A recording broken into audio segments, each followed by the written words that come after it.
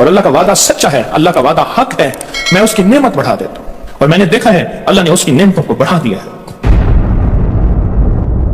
ایک درویش تھے، ایک مسجد ہے کوبے والی، ان میں ان کی قبر ہے۔ کوئی زیادہ سال نہیں گزرے، زیادہ زیادہ 40-50 سال گزرے ہوں گے۔ وہ جب دنیا سے فوت ہو گئے تو ان کی دل کی دھڑکن بہت تیز تھی، دل زندہ ہے کہ نہیں فوت ہو گیا۔ ڈاکٹر کو بلایا، اس نے کہا جی جسم سارا فوت ہو گیا ہے۔ انہوں نے کہا دل نہیں مرا۔ میں ان کی قبر پہ کبھی کبھار جایا کرتا ہوں، ایک مسجد کے ایک کونے میں ہے، وہ دل زندہ تھا، دھڑک رہا تھا۔ آخر طے ہوا یہ دل زندہ ہی رہے گا، اس اللہ کی امانت کو لحد میں پہنچاتا ہوں۔ وہ دل زندہ کیوں تھا؟ اس شخص کے، اس درویش کے کچھ معمولات ہیں، میں بتاتا ہوں۔ وہ کبھی وضو کا پانی ضائع نہیں کرتے تھے، وضو اہتمام سے کرتے تھے، تھوڑے پانی سے وضو کرتے تھے، مسواک استعمال کرتے تھے۔ وہ ہر وقت بندہ ذکر کرتا تھا، اور کبھی سورۃ ملک نہ پڑھی ہو اور سوئے ہوں، سورۃ ملک یاد کی، پھر یاد کی، پھر یاد کی سورۃ ملک، اور کبھی اور درود پاک کا اہتمام کرتے تھے۔ لیکن پڑھتے کیسے تھے؟ آج ایک درود پاک پڑھنے کی ادا مجھ سے سیکھ لیں اور مجھے سکھا دیں، ہم سب سیکھنے والے ہیں۔ رسول اللہ صلی اللہ تعالی علیہ وسلم کا، میرے کملی والے کی اداؤں کا استحضار کرتے ہوئے، میرے حضور کی وفاؤں کا، میرے حضور کے احسانات کا، احسانات ساری کائنات کے جتنے بھی ہیں ان کے احسانات ہیں، میرے حضور کے جو احسانات ہیں ان سے بڑھ کے کوئی احسان نہیں۔ کسی نے امام زید سے پوچھا، جن کے نام پہ زیدی سادات ہیں، وہ ڈوب کے کچھ پڑھ رہے تھے، بہت ڈوبے ہوئے۔ کسی نے پوچھا کہ آقا کیا پڑھ رہے تھے؟ فرمایا درود پاک پڑھ رہا تھا۔ اور پوچھا کہ حضرت یہ ڈوب کے کیا؟ کہا اپنے بڑوں کے احسانات کا استحضار تھا کہ انہوں نے ہم پہ احسان کیا۔ امام زید کی ادائیں ہیں،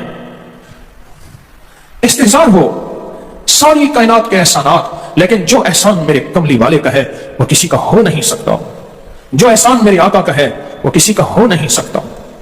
احسانات ہوں، اچھا پہلے تصور میں آئیں گے، پہلے زبان پہ، پھر تصور پہ، پھر توجہ پہ، اور پھر ایک وقت ایسا آئے گا، ایسا محسوس ہوگا کہ میرا حضور ہے، ان کے ہاتھ مبارک ہیں، حوض کوثر کا پیالہ ہے، وہ مجھے دے رہے ہیں، میں پی رہا ہوں، اور اس کا ذائقہ میری زندگی میں کبھی جائے گا ہی نہیں۔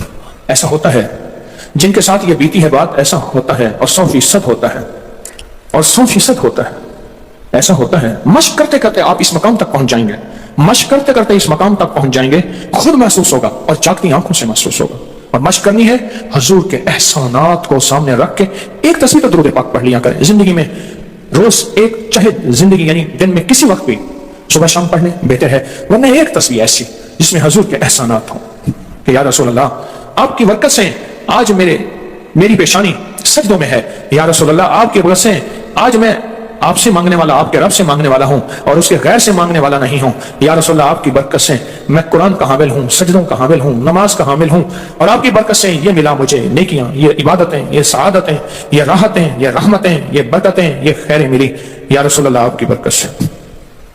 ایک تصویر ایسی ہو جس میں میرے آقا کے احسانات کا سخت ترین تصور ہو، سخت ترین خیال ہو، اور سخت ترین استحضار، ایک تصویر ایسی ہو۔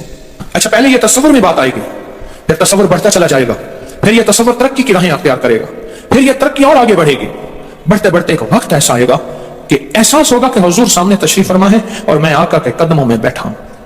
آنکھوں سے، جاگتی آنکھوں سے جلوے نظر آئیں گے، جاگتی آنکھوں سے نقشے نظر آئیں گے، جاگتی آنکھوں سے دیدار مصطفیٰ نصیب۔ کئی درویش تھے، کئیوں نے کہا والے لاہور میں شادرہ ہے، وہاں ایک صاحب تھے، کسی درویش کے پاس گئے، اس نے کہا جی مجھے حضور کا دیدار کرا دیں۔ فرمایا آنکھیں بند کر۔ آنکھیں بند کر کے تو اس کی جھٹکے سے آنکھیں کھولی، کہا اللہ کی قسم میں نے حضور کا دیدار کر لیا۔ جاگتی آنکھوں سے آپ آج فیصلہ کریں، ایک تسبیح درود پاک کی پڑھیں، صبح شام پڑھیں، 12 تسبیحاں پڑھیں، 16 پڑھیں، 100 پڑھیں، 1000 پڑھیں، لاکھ پڑھیں روزانہ، لیکن ایک تسبیح ایسی ہو جس میں حضور کے احسانات، حضور کی شفقتیں امت پہ، حضور کی محبتیں امت پہ، میری کملی والے کی عطائیں، شفقتیں، مہربانیاں، کمالات، احسانات، اس کا تصور کرتے ہوئے پڑھیں۔ پہلے تصور نہیں جمے گا، آہستہ آہستہ یہ تصور توجہ میں تبدیل ہوگا، تصور توجہ میں تبدیل ہوگا، پھر یہ توجہ دھیان بن جائے گا، پھر دھیان اعتقاد بن جائے گا، ایقان کہتے ہیں جسے، پھر ایقان یقین کی شکل اختیار کرے گا۔ جب یقین بنے گا نا، پھر ایسے اللہم صلی علی پڑھیں گے اور صلی علی کے سارے نقشے سامنے آ جائیں گے، صلی علی کے سارے نقشے سامنے آ جائیں گے، ساری کیفیتیں سامنے آ جائیں گے۔ ایسے لوگوں کو سنو جو فائدہ ہوتا ہے وہ طی الارض حاصل ہو جاتا ہے، ایسے لوگوں کو طی الارض حاصل ہو جاتا ہے۔ طی الارض یہ ہے کہ اللہ کے بعض اولیاء بندے ایسے ہیں، وہ پہلا قدم اٹھاتے ہیں تو دوسرا قدم 1400 میل کا ہوتا ہے، پہلا قدم کے بعد جب دوسرا قدم، وہ 1400 میل کا طی الارض کی آج میں نے آپ کو بنیاد بتا دی، وہ میرے آقا کی محبتیں اور میرے آقا کے احسانات اور میرے کملی والے کے احسانات کا تصور کر کے استحزار قلبی، استحزار لسانی، یہ پڑھ کے درود پاک پڑھیں، زبان سے درود پاک پڑھیں قبول، بے دھیانی سے پڑھیں قبول، درود ہے ہی ایسی عبادت، بے توجہ سے پڑھیں قبول، مصروف زندگی میں پڑھیں قبول، وضو پڑھیں قبول، بے وضو پڑھیں قبول، پر ایک تسبیح کوئی ایسی بھی پڑھ کے دیکھ لیں جو میری آخرت کا سامان بن جائے، اور دنیا میں مرنے سے پہلے اللہ میرے دل کی آنکھیں کھول دے، چہرے کی تو کھلی ہیں، اللہ دل کی کھول دے۔ ہاں، دل کی آنکھیں جس کی کھل جاتی ہیں وہ زندگی میں کامیاب، دنیا میں کامیاب، عزتوں کے تاج، شان و شوکت کے تاج، جس کی دل کی آنکھیں کھل جاتی ہیں وہ نامراد بھی ہے نا تو بامراد ہو جاتا ہے۔ اور جو بندہ حضور کے احسانات کے ساتھ ایک تسبیح درود پاک کی پڑھے گا وہ نامراد سے بامراد ہوگا۔ اور بامراد کیسے ہوگا؟ ذرا غور سے سنیں۔ بامراد کیسے ہوگا؟ ذرا غور سے سنیں۔ بامراد ایسے ہوگا، بامراد ایسے ہوگا کہ اللہ پاک اگر اس کی پیشانی پہ بدبختی، شقاوت، ذلت، لعنت لکھی ہے، اللہ درود پاک استحضار سے پڑھنے کی برکت سے اس کی پیشانی پہ رحمت، عطا اور شفقت، مہربانی، محبت اور کرم لکھ دیتا ہے۔ ایک تسبیح ایسی پڑھ لیں جسے ایک تسبیح پہ استحضار ہو، دل کی کیفیتیں، دل کی گہرائیاں ہوں، جسے ایک تسبیح پہ، اسے ایک تسبیح کے بعد پھر آپ اپنے وجود کو دیکھیں۔ ایک فائدہ اور ہوگا جو جنہوں نے عمل کیا انہوں نے بتایا، ایک فائدہ اور ہوگا، وہ فائدہ یہ ہوگا کہ جسم ہواؤں میں تحلیل ہو جائے گا، یہ وجود ختم ہو جائے گا، یہ جو موجودہ وجود ہے۔ دیکھیں آپ جو خواب دیکھتے ہیں نا وہ بھی آپ کا وجود ہوتا ہے، وہ روح کی دنیا کا وجود ہوتا ہے، یہ تن اور من کی دنیا کا وجود ہے، اس وجود کو فنا ہے، روح کی دنیا کے وجود کو فنا نہیں ہے، بقا ہے۔ پھر آپ کو روح کی دنیا کا وجود ملے گا اور روح کی دنیا کا وجود پھر کائنات کی سیر کرے گا اور کائنات کے جلوے دیکھے گا، کائنات کے مظاہر اور منظر دیکھے گا۔ پھر آپ زبان پہ نہیں لا سکیں گے کہ لوگوں کے برتن چھوٹے ہیں، اور فرمایا پھر یہ شخص اپنے آپ کو چھپائے گا ایسے جیسے کوئی ناپاک کپڑے کو چھپاتا ہے، اپنی عیبوں کو جو چھپاتا ہے ایسے اپنی اس ولایت کو چھپائے گا۔ ایک تسبیح سے ابتدا ہوتی ہے، ایک تسبیح سے۔ میرے شیخ رحمت اللہ علیہ نے مجھے 1984 میں بیعت فرمایا اور اس ایک تسبیح کے پڑھنے کی ترتیب فرمائی۔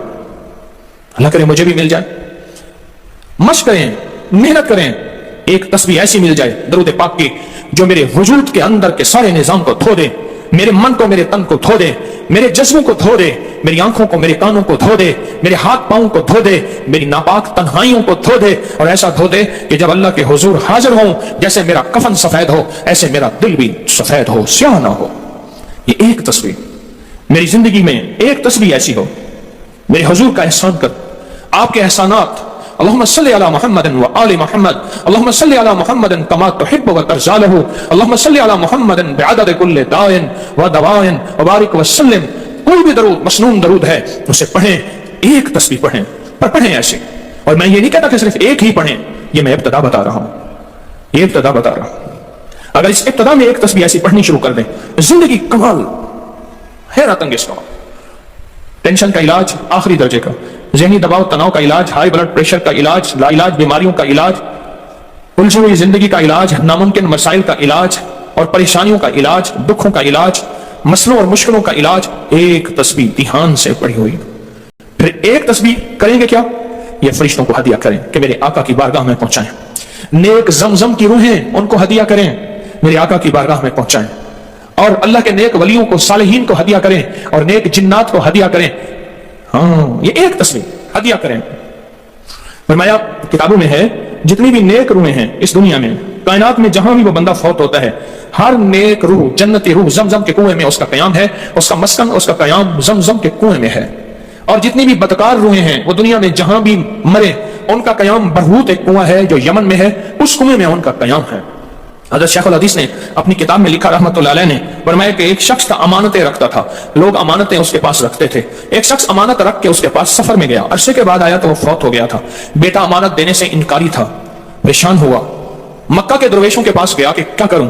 فرمایا رات کے آخری پہر میں زمزم کے کنویں پہ جا اور آواز دے اس شخص کو جو امانتیں رکھتا تھا، تجھے پہلی آواز میں جواب دے گا اور تجھے بتائے گا کہ تیری امانت کہاں ہے۔ رات کے آخری پہر میں گیا، سلام کیا، اس شخص کو آواز دی، آواز نہ آئی، پھر آواز دی، جواب نہ آیا، پھر 3 بار، آخر واپس آیا، صبح درویشوں کے پاس پھر گیا، کہنے لگے انا للہ و انا الیہ راجعون، لگتا ایسے ہے کہ وہ زمزم کے کنویں کی روح نہیں ہے، لگتا ہے کسی خطا کی وجہ سے کسی پکڑ میں ہے، جاؤ یمن میں برہوت کے کنویں پہ، وہاں جا کے آواز دو۔ وہ پھر سفر کرتے ہوئے برہوت کے کنویں میں گیا، رات کے آخری پہر میں آواز دی تو پہلی آواز میں جواب ملا، تیری امانت موجود ہے اور وہ تیری امانت فلاں جگہ پڑی ہے، اس کو کھود کے نکال لے۔ اور پوچھا آپ یہاں کیسے؟ کہا کہ بس کوئی عمل ایسا ہو گیا تھا جس عمل کی وجہ سے میں اس وقت بدکار روحوں کے ساتھ ہوں۔ جتنی بھی نیک روحیں ہیں پوری کائنات میں، ازل سے لے کر ابد تک، آخری دم تک، آدم سے لے کر آخری دم تک، جتنی بھی نیک روحیں ہیں وہ ساری نیک روحیں زمزم میں رہتی ہیں۔ جو درود پاک پڑھیں، جو نفلی عبادات پڑھیں، جو تسبیحات پڑھیں، جو ذکر کریں، جو ہدیہ صدقہ کریں، وہ کیا کریں؟ سارے فرشتوں کو پہلے ہدیہ کر دیں، فرشتوں کو ہدیہ کر دیں۔